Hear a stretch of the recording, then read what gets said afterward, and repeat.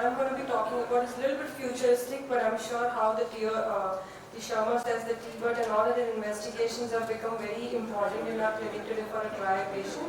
As we move on, this is also going to become the future, which will help us a lot. So, looking at this slide, what you see is just two types of cells. One is what is symbolized in the stress. You can see the white reflective image, which is under with the white circle. These are the healthy cells are eating up that dead cell. That is nothing but a dead cell, and the healthy cell is eating up that dead cell. However, if you see the right side of the video on your screen, this is the dead cell, and the surrounding cells don't look too healthy because they are under inflammation. There is inflammatory stress. So they are not eating up this dead cell. So what happens is when this dead cell starts accumulating, there is no space for the new cells for it to grow, and this is what happens resulting. Like, there's hardly any healthy structure left, and that produces a lot of inflammatory markers which are beyond your normal levels. There will be normal levels of inflammation in your eye to sustain the harmony of the ocular surface, but whenever there is a lot of inflammation, the markers which are produced are very high. So what we see in our clinic is this two type of patients. One which respond very well to the treatment, and the second group of patients who remain dissatisfied. And they go from one doctor to, sometimes they keep coming back to you, or sometimes they're not satisfied, they keep going from one doctor to the other. And in spite of taking multiple medications, they are still unhappy. So we call them as non-responders. They are nothing but a patient with a dry eye is one who experiences persistent symptoms with objective measures like tear film instability and also the corneal health, which is not improving despite the treatment which is given. So as we are moving towards the era of personalized medicine in cancer and other diseases as well, I think dry eye also needs a tailored, targeted and tailored treatment approach. And if we do that, it just improves our patient outcomes and it has a higher treatment adherence. So this is a very long journey of more than 10 years. It started with 3 scientists, and then we have it's known as GrowLab, and now we have a human biorepository which shows more than a lakh of samples, and we keep analyzing them to get answers of unknown. And this is a team of 150 scientists which have helped us identify what is wrong.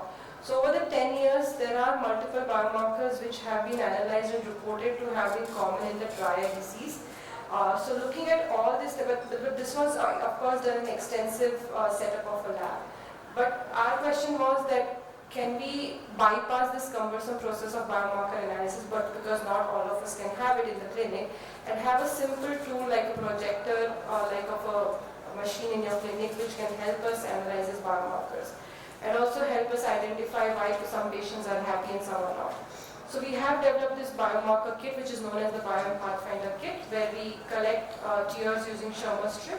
When you're doing your dry eye test, rather than just throwing the Shermer strip, you collect it in a Repentoff tube, and you add a buffer solution, a patented solution which comes with the biomarker kit, and you shake the tube for 5 minutes, and after 5 minutes you take the 50 microliters of the resulting extract and add it to each of this well, and then load it into the analyzer system, which is the kit. So we are happy to say that this is now available, and if you want to get your tear test done, you can visit the trade area in 115A, and we would be happy to do this test for you.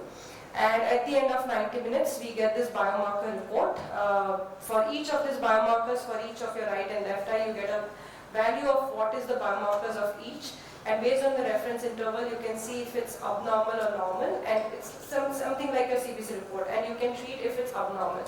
So rather than if you have a lab setup which may take weeks to months for the report to come, here you will get the report in 100 minutes, and you can have a customized treatment for this patient, which is just 90 minutes. So this is the time saved if you use the kit. But the question is, this is complicated, of course, the biomarkers are not easy to understand. How do we apply this into clinic? So based on what biomarker is on the higher side and what fold higher it is, you can choose treatment. Like if it's an MMP9, you can choose a Trehalose or a cyclosporin-based treatment. If it's your ICAM1 along with MMP9, you choose a lifitegrast-based treatment along with lubricants, which may be sodium hyaluronate. And if it's IL-6, IL-1 beta or MMP9, you choose an IPL-based treatment along with lubricants. And in cases of IL-17 and TNF-alpha, it could be a combination of doxycycline, steroids, and IPL-based therapy. So this kit, of course, is beyond trial. You can use it for your keratoponic patients, your diabetic retinopathy patients, your post-op unhappy refractive and cataract surgery patients, and of course myopia and glaucoma. You do get a patient a lot of times in your clinic. You've done a wonderful cataract surgery, 2020, but they're still unhappy and they keep complaining about itching, chuchuta, and multiple other complaints. And you give them medications, you start them on lubricants, no response. Cyclosporin, no response. So you know sometimes you're just, you've done a wonderful job, but because they keep coming back to you, they are not happy and you are not happy. So it also helps in identifying why these patients are unhappy. So, and it helps us to stratify the treatment. So let's look at case examples. So this is the kit which is going to help us identify what is not right, isolate the particular problem, and also treat the same. So this is a patient, again, tearfilm metrics look relatively okay, but the OSDI is on the higher side. No resolution of treatment with conventional forms of topical therapy, and this was the removing gland dysfunction. But if you see the biomarker report, the ICAM was on the higher side. Now, what is ICAM? ICAM is nothing but it is an adhesion molecule, and it helps to combine your T cells with the antigen presenting cells, and it is like a key for this. But if it's on the higher side, the harmony is lost, and that's when you know your patient is not happy. So one of the drug molecules which work on the same is lifitegrast, which also helps in reducing the ocular surface inflammation, and it helps in combining this adhesion molecule with the LFA and helps us activate the T cells for treatment. So, and when you treat these cells with lifitegrast, these are the options. You can see how nicely the cells are mobilizing and how healthy they look, and that is how it reduces the ICAM levels and bring it back to normal.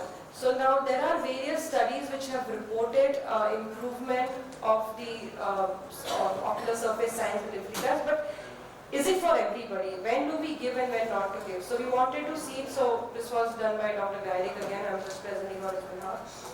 One eye was given CMC based drop and the other eye was given lifitegrast, and all the dry eye metrics and peer biomarkers test was done.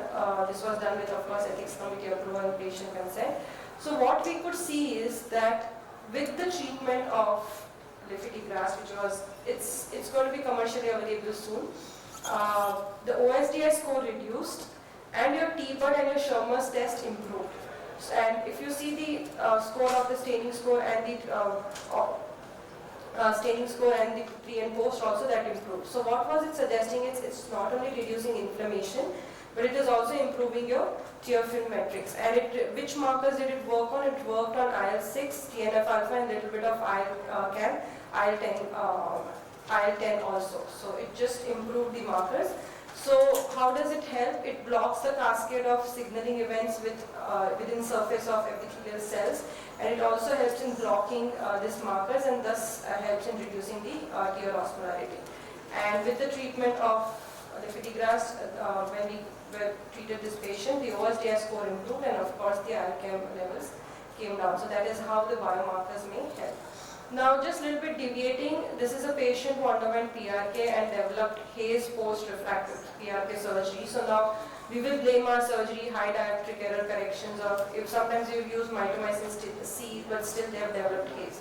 So what actually goes wrong? So our group has published in the past that if the inflammation is on the higher side, like IL-17, TNF-alpha, to begin with, even if you use mitomycin C, the patients are at higher risk of developing haze. So these are the patients who needs to be treated preoperatively with corticosteroids, lubrication, do a repeat analysis whether the TNF-alphas have come down or not, and then take them up for surgery. So that is how the kit helps, and when you do a surgery on this type of patients, the haze reduces, and then when you do a repeat PRK, there is no relapse of the same.